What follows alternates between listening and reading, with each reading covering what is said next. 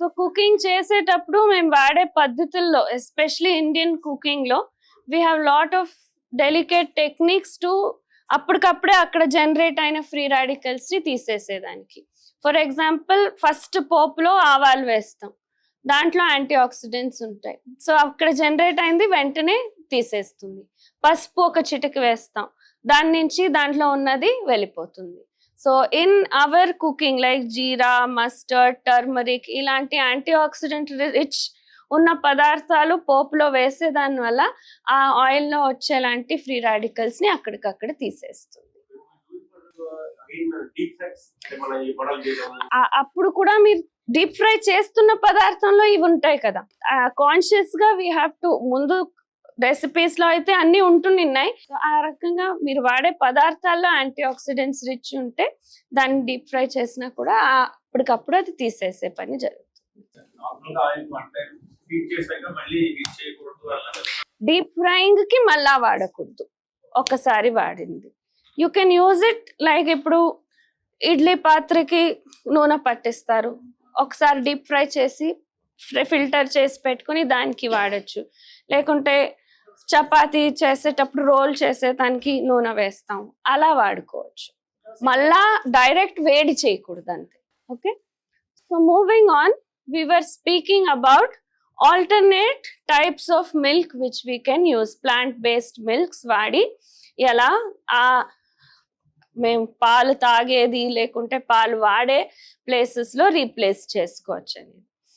So ఇంతంతా వినిన తర్వాత, because I have experience of ఇన్ని బ్యాచ్లతో మాట్లాడిన తర్వాత, మీరు అడగకుండా ఉన్న క్వశ్చన్స్ నేనే అడిగి నేనే ఆన్సర్ ఇచ్చేస్తాను. సో నెక్స్ట్ క్వశ్చన్ ఏం వస్తుంది, ఓకే మ్యామ్ ఇవన్నీ సరే, మేము బయట మార్కెట్ నుంచి పాలు తెచ్చుకోకుండా మేమే ఇంట్లో ఒక దేశీ ఆవుని పెట్టుకొని A2 పాలని దానికి హార్మోన్స్ ఇవ్వకుండా, దానికి యాంటీబయాటిక్స్ ఇవ్వకుండా రెడీ చేసుకుంటే ఆ పాలు తాగేది మంచిదా, ఇది చేయొచ్చా అని అడుగుతారు.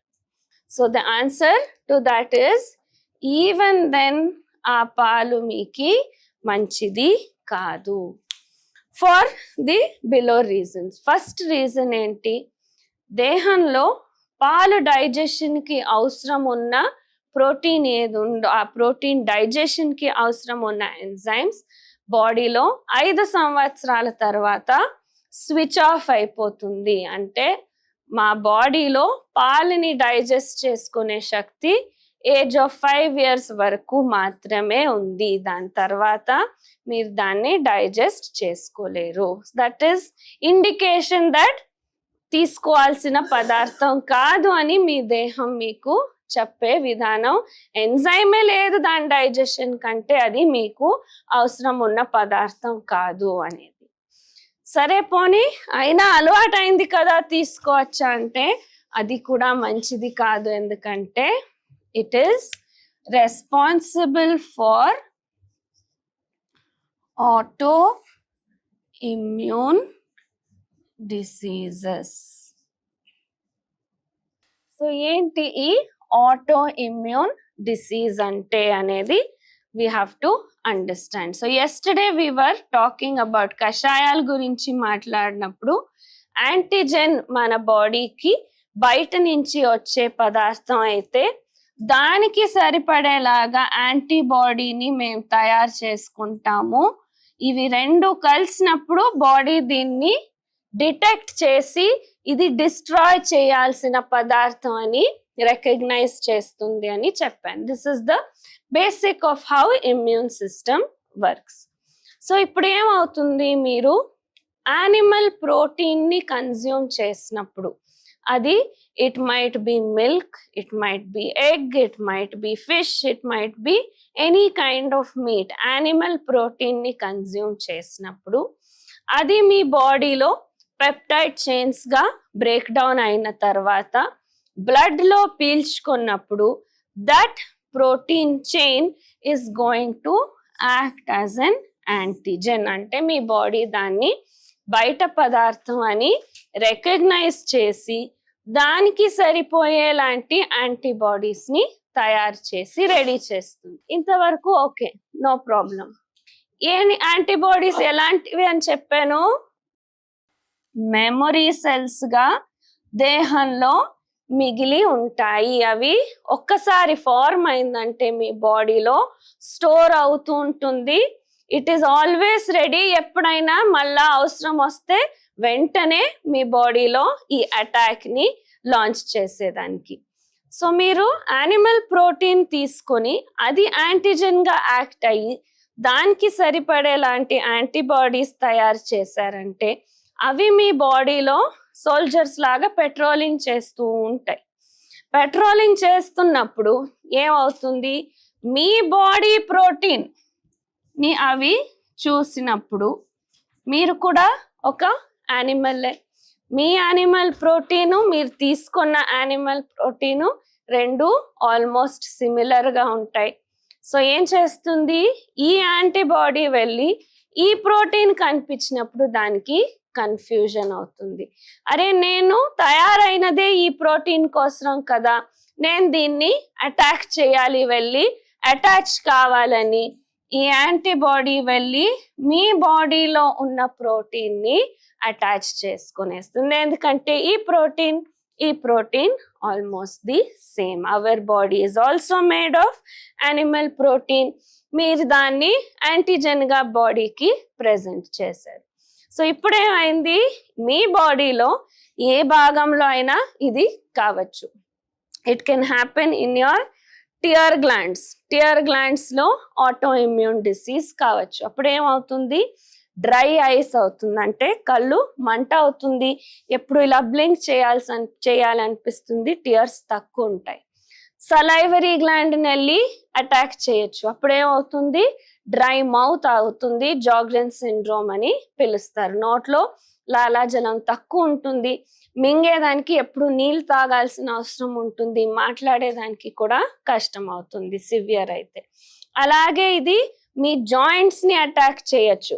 అప్పుడు రుమటాయిడ్ ఆర్థరైటిస్ RA అని పిలుస్తారు. మీ హెయిర్ ఫాలికల్స్ ని అటాక్ చేయొచ్చు. అప్పుడు వెళ్ళి రౌండ్ ప్యాచెస్ గా హెయిర్ లాస్ అవుతుంది.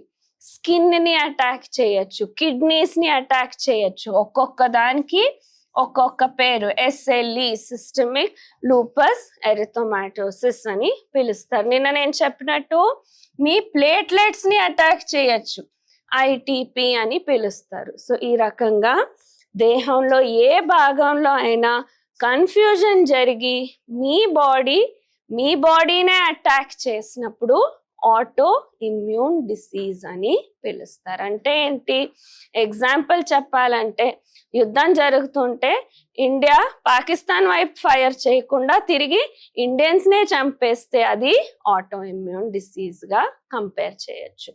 సో ఎందుకు వచ్చింది ఈ కన్ఫ్యూజన్, బాడీలో యానిమల్ ప్రోటీన్ కన్సంప్షన్ వల్ల ఈ కన్ఫ్యూజన్ వచ్చింది.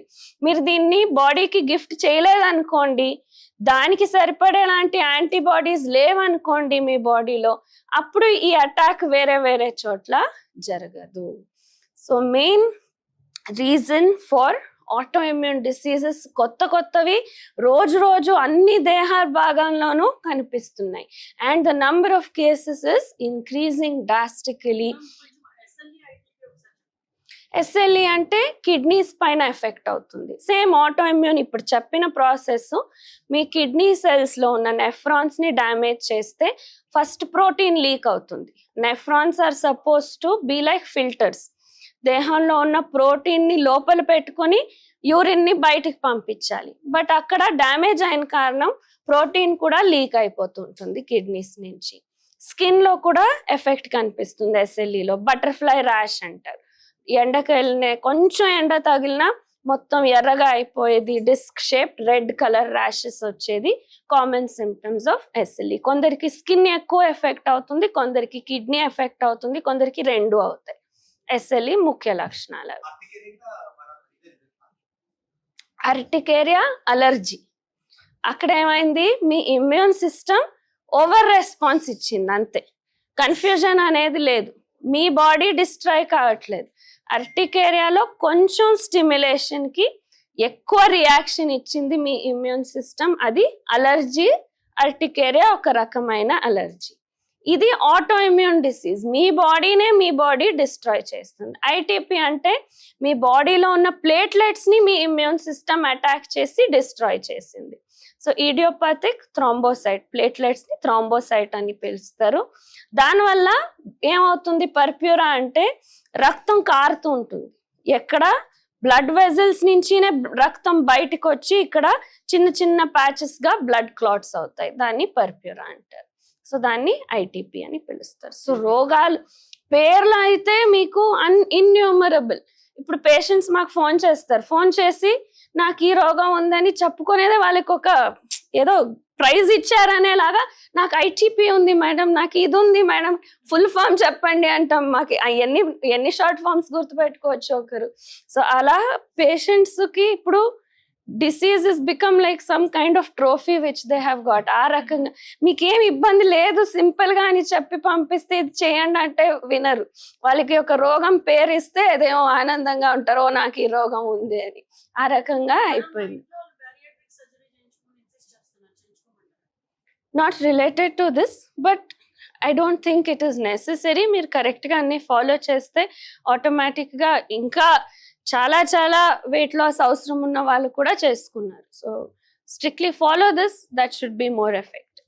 Okay, so that would be the main reason why A two పాలైనా కూడా, హార్మోన్ లేదన్నా కూడా, స్టిరాయిడ్ లేదన్నా కూడా, యాంటీబయోటిక్ లేదన్నా కూడా, ఫస్ట్ థింగ్ మీరు డైజెస్ట్ చేసుకోలేరు. Second thing auto immune disease కి అది దారి చేసిస్తుంది, దేహంలో రిస్క్ పెంచుతుంది. So all types of animal protein ని అవాయిడ్ చేసేది మంచిది. నెక్స్ట్ క్వశ్చన్ వస్తుంది. Let me finish, will come back to questions, just a minute.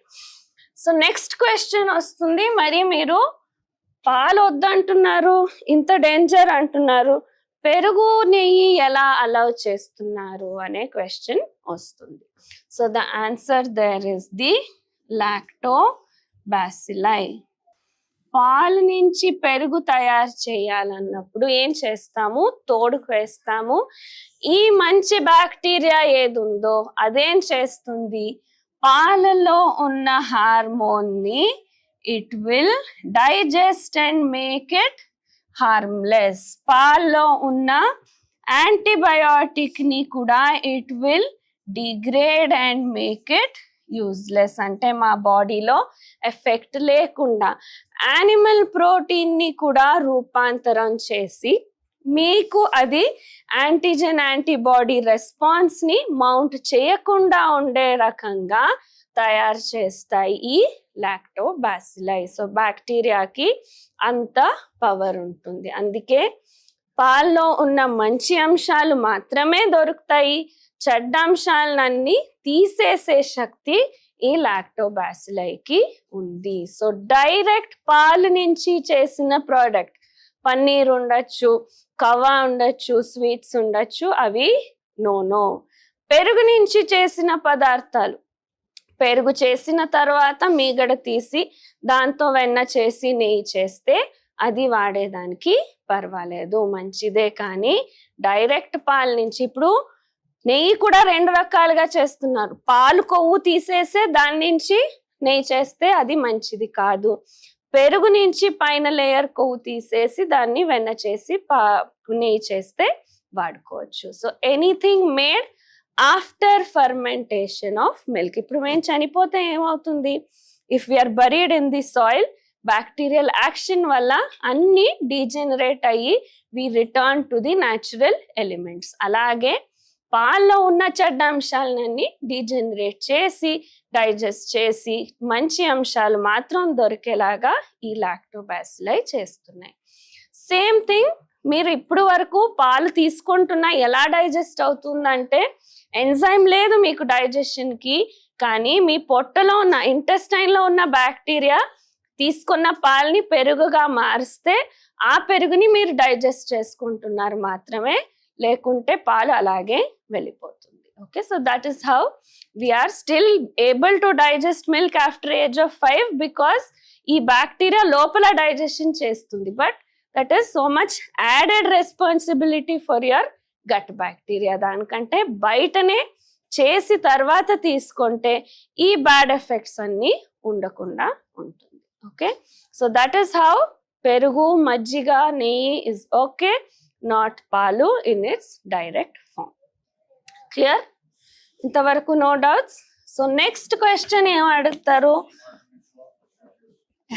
దానికి ఆల్టర్నేటివ్ లేదు. నెక్స్ట్ క్వశ్చన్ ఏం అడుగుతారంటే, ఓకే ఇదే రకంగా ఇన్స్టెడ్ ఆఫ్ పౌల్ట్రీ ఫార్మ్ నుంచి తెచ్చి వాడే కోడి కంటే మేమే ఇంట్లో నాటి కోడి పెంచుకుంటే దాని నుంచి వచ్చిన గుడ్లు, ఆ మాంసము తినచ్చా, లేకుంటే ఇక్కడ మేము ఫిష్ తినచ్చా, ఫిష్ లో ఈ ప్రాబ్లమ్స్ అన్ని తక్కువ ఉంటాయి కదా అని అడుగుతారు. So first thing we need to remember, birds are migratory in nature. అంటే ఏంటి, సంవత్సరం నార్థన్ హెమిస్ఫియర్ నుంచి, చల్ల ప్రదేశాల నుంచి ఇక్కడికి వచ్చి ఇక్కడి నుంచి అక్కడికి ట్రావెల్ చేస్తుంటాయి. ఎంతవరకు అంటే మీ పౌల్ట్రీ ఫార్మ్ లో కనిపించేలాంటి ఆ ఓవర్ క్రాప్ పుట్టుకొని వచ్చే బ్యాక్టీరియా, వైరస్లు సౌత్ పోల్లో, నార్త్ పోల్లో పెంగ్విన్స్ లో కూడా కనిపిస్తున్నాయి. అంతవరకు ఇన్ఫెక్షన్స్ స్ప్రెడ్ అవుతున్నాయి. సో ఇక్కడ పౌల్ట్రీ ఫార్మ్ ఉండి ఇక్కడ మీరు నాటి కోడి పెంచితే ఖచ్చితంగా ఆ అన్ని బ్యాక్టీరియాలు, వైరస్లు దీంట్లో ఉంటుంది. And of course auto immune process అయితే ఏ రకమైన యానిమల్ ప్రోటీన్ లో తీసుకున్నా కూడా ట్రిగర్ అవుతుంది. సో ఫిష్ కి ఎందుకు వద్దంటున్నారంటే, ఫిష్ ఫార్మింగ్ ఇప్పుడు most of the fish which is available comes from fish forms. సముద్రం నుంచి, నదుల నుంచి పట్టుకొచ్చేది తక్కువే, ఫిష్ ఫార్మింగ్ నుంచి తెస్తున్నారు. సో ఈ ఫిష్ ఫార్మ్స్ లో ఫిష్ కి ఫీడ్ గా ఏం ఇస్తున్నారు తెలుసా? What is fish feed? Nothing but poultry waste. అంటే చికెన్ పెట్టే పిక్కలన్నీ తీసుకొని కలెక్ట్ చేసి దాన్ని కూడా వేస్ట్ చేయకూడదని దాన్ని మిక్స్ చేసి దానికి ఫిష్ ఫార్మ్స్ లో దానికి ఫుడ్ గా పెడుతున్నారు. సో కోడి తిన్న ఇంజెక్షన్ లో వేసిన యాంటీబయాటిక్, హార్మోను అన్నీ కూడా ఆ ఫిష్ లోపలికి ఖచ్చితంగా వెళుతుంది. అండ్ జస్ట్ లాజిక్ వాడితే మీరు ఫస్ట్ అర్జునుడికి ఏం చెప్పారంట, నువ్వు బెస్ట్ ఆర్చర్ అని ప్రూవ్ చేసుకోవాలంటే ఆ స్విమ్మింగ్ ఫిష్ కంటికి హిట్ చేస్తే ఆరోని నువ్వు బెస్ట్ ఆర్చర్ అని బిరుదిస్తామని చెప్పారంట. అంటే ఏం అర్థం, fish would be so agile, so fast and so moving fast that దాన్ని కొట్టేది అంత కష్టం అనేది. ఇప్పుడు అర్జునుడు అవసరం లేదు, ఆరో అవసరం లేదు, ఏం అవసరం లేదు. ఒక fish farm just go and visit once. Fishing rod కూడా అవసరం లేదు. ఆ ఫిష్ పట్టుకునేదానికి మీరు వెళ్ళి ఇట్టు చేత్తో ఎత్తుకొని రావచ్చు. అంత లేజీగా, అంత స్లో అండ్ స్లగ్గిష్ గా ఊరికే ఇలా తేలుతుంటాయి. అంతవరకు దాంట్లో ఆ స్టిరాయిడ్ కంటెంట్ వేసేసి లేజీగా తయారు చేస్తున్నాం.